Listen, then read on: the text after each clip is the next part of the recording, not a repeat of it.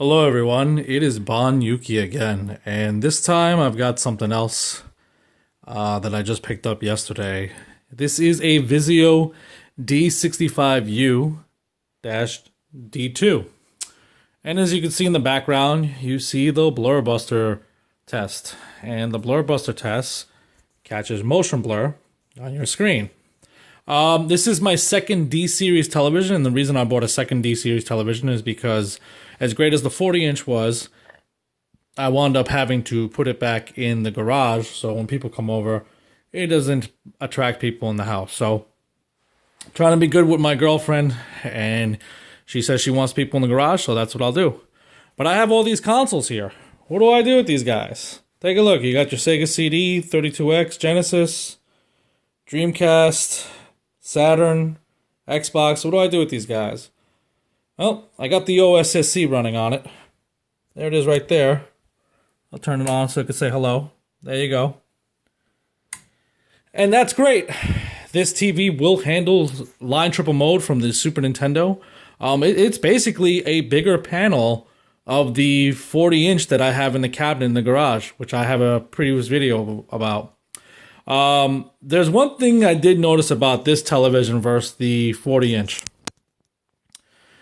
Both TVs have the ability to do 4K 60 with color of 420. And both televisions do use the black frame insertion for 120 hertz panel. It'll give you a black frame, so it basically it's a kind of like a blur buster. You'll see that on some 120 hertz LCD monitors. You'll see they say, hey, you know, we have ultra low motion blur. And what it's doing is every other frame, it's throwing a black frame.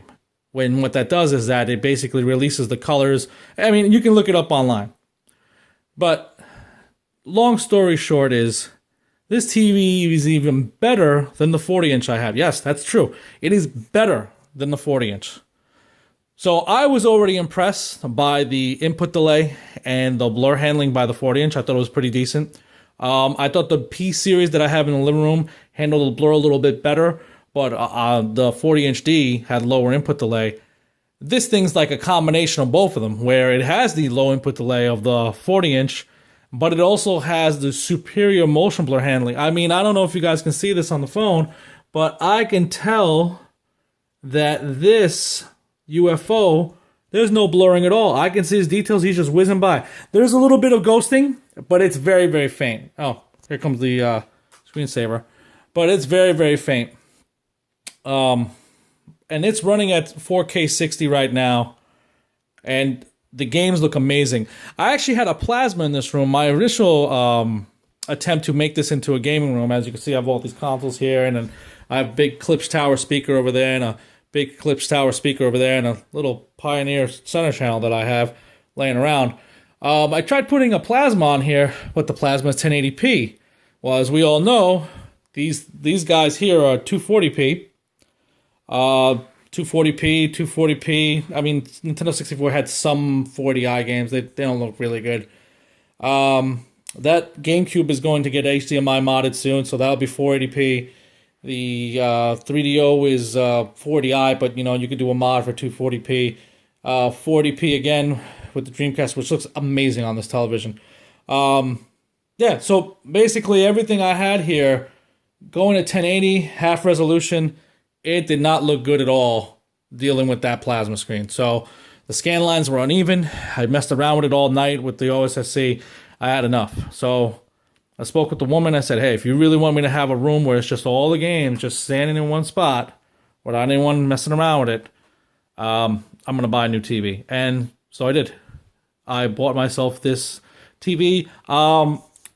Due to a friend of mine, I went to Target and we were able to pick it up for about $850.